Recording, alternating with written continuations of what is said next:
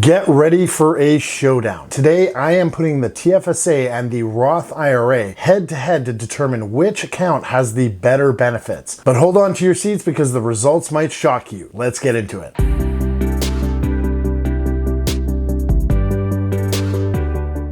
I'm really excited about today's video because it's the first time on this channel I get to dive into a US-Canadian cross-border financial topic, the TFSA versus the Roth IRA. As part of this discussion, I'm going to be getting into some of the absolutely critical cross-border topics that every American on Canadian soil as a Canadian resident needs to know. So if you're an American that is a permanent Canadian resident, you'll really need to watch this video to the end. Now, before we get into the intricacies of the two accounts, I do want to share that I have been cross-border licensed in Canada and the United States now for almost 2 years. And late last year, I became registered in the great state of Texas through IA Private Wealth USA. So why haven't I talked about this on the channel before? Well, IA Private Wealth and IA Private Wealth USA are two completely separate entities. So while I'm on this channel, my Canadian channel, I have my Canadian portfolio manager hat on, and there are compliance rules around what I can and cannot say on my Canadian channel from a Canadian compliance perspective. Essentially what has to happen is I have to keep the content Canadian, or at least as Canadian as I can, as if I were solely a Canadian portfolio manager. That said, if you are an American citizen that is a Canadian resident, or you are a Canadian citizen with US residency and you're looking for cross-border services, I do have my brand new US YouTube channel at Joe Macek USA, where I talk about social security, backdoor Roth IRA conversions, HSA accounts, 401ks, and much, much more. I can take care of both your US accounts and your Canadian accounts as I'm dual licensed. For my US contact information, please jump over to that channel and feel free to contact me from the US side. And now that that is out of the way, let's get into it and talk more about the TFSA versus the Roth IRA. Now, as a Canadian, you might be wondering what the word Roth stands for. And the Roth IRA is named after Senator William Roth Jr., who played a pivotal role in its creation through the Taxpayer Relief Act of 1997. This legislation introduced the Roth IRA as a new retirement savings option distinct from traditional IRAs or investment retirement accounts. The key feature that sets the Roth IRA apart is its tax treatment. The Roth IRA in many ways mirrors the tax-free savings account, or the TFSA, in Canada, offering a compelling option for tax-advantaged savings and investment growth. Similar to a TFSA, contributions to a Roth IRA are made with after-tax dollars if you have earned income, and withdrawals in retirement, including both contributions and investment gains, can be tax-free assuming certain age and time thresholds are met. Both Roth IRA and TFSA accounts offer a wide range of investment options, from stocks to bonds to mutual funds. They enable individuals to tailor their portfolios to their financial goals and risk tolerances, and it's widely known that the Roth IRA somewhat serves as the American counterpart to Canada's TFSA, providing a valuable tool for tax-efficient wealth accumulation and retirement planning. So let's get into the weeds of which account is better in which category. First, let's discuss contribution limits. The Canadian TFSA and the US Roth IRA have very distinct rules regarding how much you can contribute. With a Roth IRA, you can contribute as long as you have US sourced income and you do not exceed certain income limits. That's right. If you make too much money or you do not have earned income, you cannot contribute directly to a Roth IRA. Now, I do have videos on my US channel about backdoor Roth IRA contributions, which are ways to get around this. But we're not going to get into that for this video. It's just important that you know that you cannot directly contribute to the Roth IRA with these limitations. For 2024, if you're single and earn less than $146,000 or married filing jointly and earn less than $230,000, you can contribute the full amount to a Roth IRA. But if you start to earn more than that, your contribution limit decreases gradually until you reach the income limits of $161,000 and $240,000 respectively. For everyone under 50, the maximum contribution is $7,000 per year, and for those over 50 and older, it's $8,000 per year, as you're allowed an extra $1,000 catch-up contribution for those 50 and older. On the other hand, every Canadian accumulates TFSA TFSA contribution room starting from the age of 18 beginning in 2009. You do not have to have any earned income, and it also doesn't matter how much money you make. Every Canadian over 18 is entitled to the TFSA, even if you make millions of dollars. This would be a clear win for the TFSA. The current annual contribution limit for a tax-free savings account is $7,000. Now let's talk about accumulated contribution room and the ability to carry forward the room to future years. The TFSA contribution room accumulates annually starting from the year an individual turns 18, and unused contribution room can be carried forward to future years. The current maximum amount of room accumulated in Canada is $95,000. This is assuming that you were 18 years old in 2009. The Roth IRA does not have this carry forward contribution room feature. If you do not use the contribution room, you lose it. This would seem to be another clear win for the TFSA. Withdrawals would also be just one more area where the TFSA reigns supreme. One remarkable feature of a Canadian tax-free savings account is its flexibility in allowing tax-free withdrawals. Suppose you invest $7,000 in a stock in your TFSA and you get very lucky and it skyrockets to an unexpected $700,000. Here's the exciting part. As long as you haven't been trading excessively, you can withdraw the entire $700,000 at any time completely tax-free, even in the same year. This is very unlike the Roth IRA. With a Roth IRA, if a distribution doesn't meet the criteria for a qualified distribution, it will likely incur a 10% penalty in addition to you possibly paying some tax on the distribution. To have a qualified distribution, you need to be over age 59 and a half and have held the plan for at least 5 years. The 5-year rule also applies even if you're over 59 and a half years old. Now, exceptions do exist for circumstances like financial hardship or disability, and it's also important to note that these penalties typically only apply to the earnings or income portion of the plan, not your original contribution. But it's very clear to say that in this area, TFSA withdrawals offer far more flexibility. You can withdraw any amount of funds at any time without taxes or penalties in a TFSA. Here's another benefit to TFSAs. You don't lose contribution room even after you withdraw all of your funds. This means that if you withdraw money from your TFSA, you can at least recontribute an amount back in future years. However, with Roth IRAs, once you withdraw your contributions, you can add money back into a Roth IRA after taking it out, but there are strict rules to follow. You must return the funds within 60 days, known as a rollover, and you're only allowed to do this once per year. If you pull the money out of your Roth IRA past the 60-day limit and don't put it back, the room is gone forever. This is yet another clear advantage for the TFSA. But not all of the benefits are on the TFSA side. TFSA contributions are limited, and the Roth IRA offers the potential for much higher contributions, particularly through strategies like the Mega Backdoor Roth IRA. However, for the scope of this video, we aren't going to delve too much into the complexities of the Mega Backdoor Roth IRA, as that will be covered in a future video on my Joe Macek USA channel. Just know that the contributions and rollover advantages can allow for significantly higher contributions. For example, a Mega Backdoor Roth IRA enables individuals to roll over up to $46,500 from a traditional 401k to a Roth IRA or a Roth 401k in 2024 without incurring taxes on the conversion. This would be a very big benefit of the Roth IRA, and thus a clear win for the Roth IRA over the TFSA. Now, I do want to talk about some cross-border issues that I think you should be aware of. There are some things as a Canadian and as an American you need to know about the TFSA and the Roth IRA. The TFSA in Canada and the Roth IRA in the United States offer tax benefits, but it's important to understand that the two governments do not fully recognize these particular accounts in their tax treaties. When it comes to investing in eligible assets in TFSAs listed on American stock exchanges, there is a significant difference between, say, an RSP and a TFSA due to the tax treaty between Canada and the United States. This treaty grants a U.S. tax exemption for investments held within RSPs and RIFs, but not for TFSAs. Specifically, income earned by Canadian pension plans, such as RSPs or RIFs, on investments in U.S. entities is tax-free in the United States. However, this exemption does not extend or apply to tax-free savings accounts because they're not considered equivalent to pension plans. As a result, a 15% withholding tax tax is deducted at source in the United States on any U.S. dividends paid by U.S. companies you might own in a TFSA. What about interest or capital gains? Well, under the tax treaty, interest income and capital gains earned on any U.S. bonds or U.S. securities by any person residing in Canada are taxable only in Canada, meaning the U.S. would not withhold any taxes on U.S. interest and capital gains, only the 15% on the dividends. So if you have any U.S. dividend payers in your tax-free savings account, put them in your RSP to help shield you from this tax. Now let's talk a little bit more about if you are an American citizen that is a Canadian resident. As an American citizen expat residing full-time in Canada, you might assume that opening up a TFSA grants you the same tax-free status as any other Canadian, but unfortunately that is just not the case. Even though you are a Canadian resident, as an American citizen, it's well known that you are still required to file your annual tax returns in the US as an expatriate every year. The income, capital gains, and dividends earned within your TFSA aren't recognized by the US-Canadian tax treaty, and thus this will generally subject you to US taxes on your TFSA accounts. In short, having a TFSA as an American is similar to having a regular taxable account in the US. It gets a little worse. If you're an American and you own Canadian mutual funds, REITs, or other vehicles in your TFSA that are designated as PFICs, passive foreign investment companies, they are generally subject to even more stringent tax regulations, often resulting in heavy taxation and reporting requirements for investors. PFICs include foreign-based mutual funds, certain foreign insurance policies, and other investment vehicles. Unlike US-based investments, which are taxed annually, PFIC investments face a complex tax treatment, potentially leading to higher tax rates and additional reporting requirements. Now for today's video, again, I'm not going to dive deep into PFICs, but they're worth mentioning due to their impact on American citizens residing in Canada, or if you're a Canadian citizen snowbird that spends a lot of time in the US. More on that in future videos where I will explore PFICs and US resident status as a Canadian in detail, and why PFICs might not be the best choice for your investments, and what you have to watch out for as snowbirds. If you're an American citizen with Canadian residency, I really do empathize with you who may feel shortchanged by the limitations you have on tax-free savings accounts due to your US status, as I have American clients residing in Canada and we just have to adjust their accounts accordingly. That said, I included an article from a friend of mine, Brian Cohen, who's a CPA from New York and director of US taxation, that talks about how TFSAs may still be a little bit of a viable option. Links to Brian, his firm, and the article, along with more sources of information that went into this video, are available in the description below. Now, I usually don't like to take things lying down, and in an effort to provide alternative options, I explored the possibility of opening Roth IRAs for some of my American clients to try to help restore or at least recapture their ability to participate in the tax-free advantages that they have invariably lost. However, I soon discovered that Canadian contributions to a Roth IRA are subject to taxation by Canada, treating them similarly to non-registered accounts. In order to contribute to a US Roth IRA, you need US sourced income to do it. Unfortunately, this means that there's currently no straightforward way for Americans with Canadian residency that I have found to be able to take advantage of a tax-free account like the Roth IRA or tax-free savings account. Also, one final note, if you are an American moving to Canada and you have an existing Roth IRA, you could have a very short time to file proper paperwork to help ensure you don't face any Canadian tax issues on your Roth IRA. Once you become a Canadian resident, there are two key rules to remember about Roth IRAs. First, you need to file a one-time treaty election by April 30th of the year after becoming a resident. This applies to each Roth IRA account you have. Second, you cannot make any Canadian contributions to your Roth IRA account. Doing so will likely subject you to Canadian taxes owed on it. In the battle between the TFSA and the Roth IRA, I think the TFSA comes out on top for its simplicity and ease. Unlike the Roth IRA, which has income limitations and strict rules, the TFSA is available to all Canadians over the age of 18, regardless of income. Plus, you can contribute and withdraw the money out without hassle or penalties. While the Roth IRA allows for higher contributions, its complexities and limitations make the TFSA the better account in my mind. So if you're Canadian and looking for a straightforward, flexible savings option, the TFSA wins hands down, in my opinion, over the Roth IRA. Did you know that navigating the uncertainties of the markets and your finances is generally smoother with the guidance of an an investment advisor or portfolio manager? Studies have consistently shown that individuals who work with investment advisors and portfolio managers tend to accumulate a net worth up to 3 times higher on average compared to those that go it alone. But that's not all. There's a significant impact on the overall well-being with those who seek professional advice, exhibiting higher levels of happiness and lower anxiety. Do you want to know an easy way of identifying what kind of work plan you have? Or maybe you want to learn more with my latest upload? Well, I've got everything all queued up and ready for you, so click here for more amazing financial insights. I'll be waiting. See you soon.